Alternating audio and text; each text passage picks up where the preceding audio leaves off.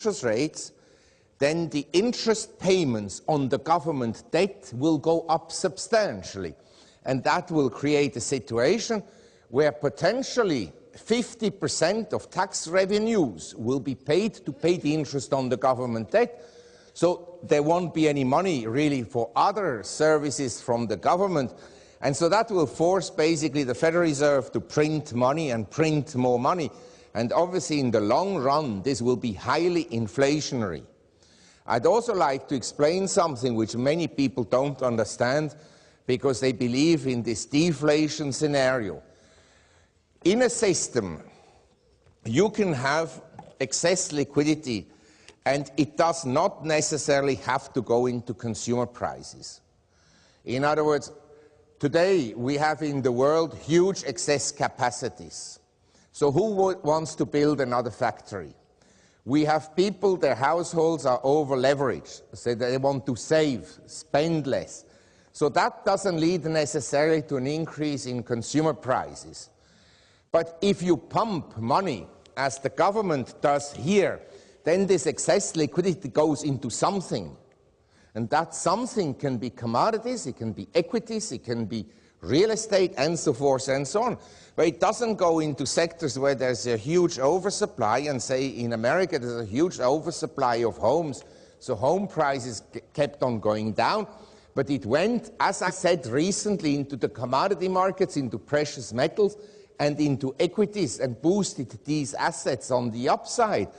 So you can have deflation in one sector of the economy and inflation in another sector of the economy.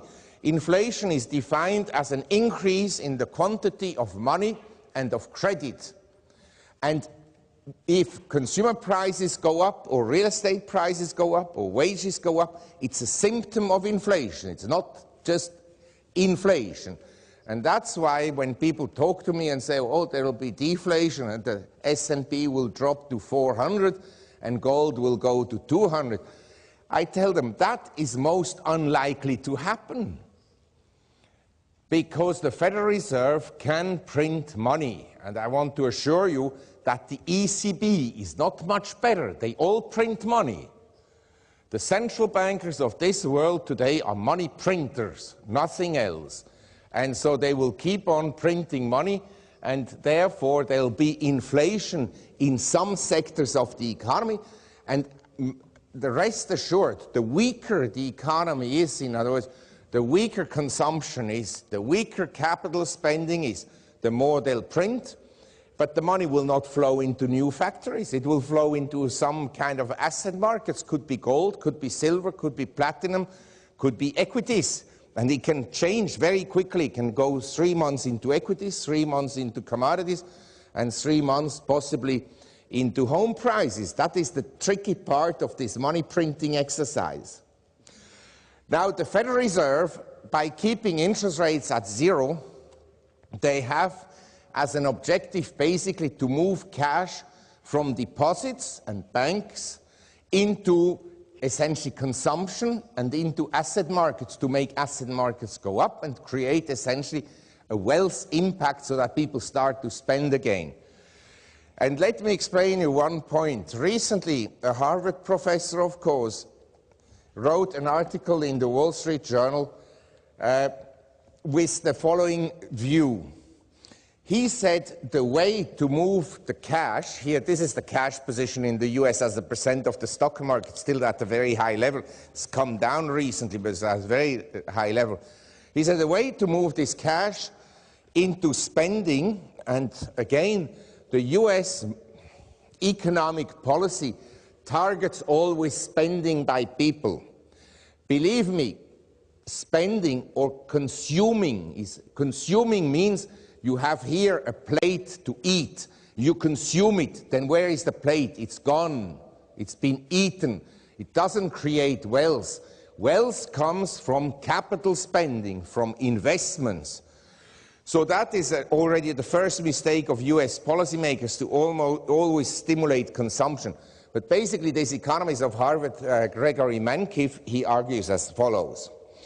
He says, well, if people keep their money in the bank and don't spend it and so forth, what we could do is have strongly negative real interest rates. In other words, you deposit today $100,000 in the bank, and after 1 year, you only get $94,000 back. So the government takes $6,000. So then, of course, people will no longer keep the money in the bank. They will go and spend it, or they'll go and invest it in something, or they'll take it from the bank and take it home in cash, banknotes, and put it under the mattress. Then Mr. Mankey says, well, if they do that, there's another way to counterbalance this. What we can do is have every year a lottery and then declare 6% of banknotes as worthless. So in other words, if you have $100,000 in banknotes at home, after 1 year's time, maybe 6% of these banknotes will be declared worthless. So that will force you to spend. Then Mr. Mankey says, well, that is also problematic because people could buy gold and silver and other things and may not necessarily lead to spending. So the best way to go about it is to create inflation of 6% per annum. And I'm mentioning this because this is the frame of mind of American policymakers and of the Federal Reserve, to create inflation. And that's why I don't believe that they will ever pursue tight monetary policies. They'll keep interest rates near zero for a very long time, and when they increase them, like after 2004, they'll increase them below the rate of inflation, below the rate of GDP growth, and eventually it will be very inflationary, very. Not right now, because as I said, we have excess capacities and essentially we have glutted markets for consumer goods and so forth, and we have the consumer saving more, but eventually it will be inflationary.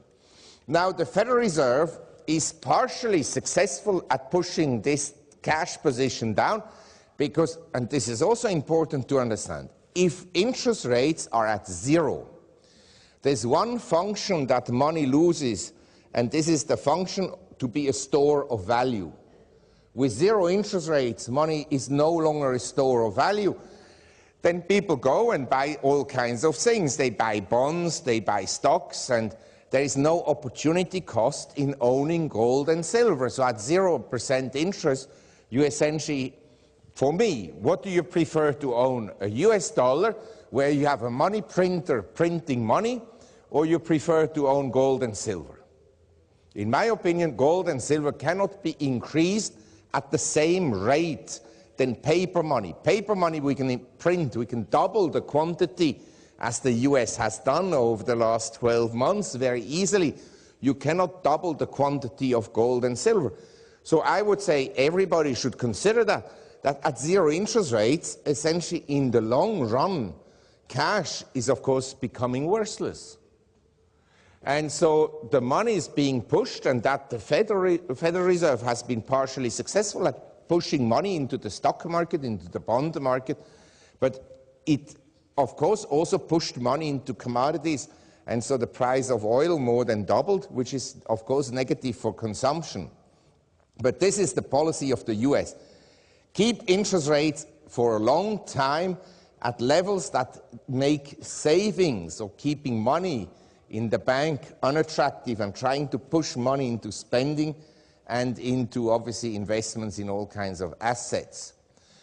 Now, I have to explain one more point which is very important in the context of the world, and this is, as the US pursued this monetary policy to boost consumption through asset markets and through the credit bubble, obviously, we had overconsumption in the United States in the period 1999 to 2007. And this overconsumption can be measured by consumption as a percent of the economy, which went from 70% to 78%. Or it can be measured, and that is a symptom of overconsumption in a country as a result of a growing trade and current account deficit. And you can see that the trade deficit here in the US increased very strongly between 1999 and 2007, and the current account deficit as a result of that increased from $150 billion annually to $800 billion annually. In other words, before there were $150 billion American dollars that were flowing into the world, and suddenly in the last few years there were $800 billion flowing into the world.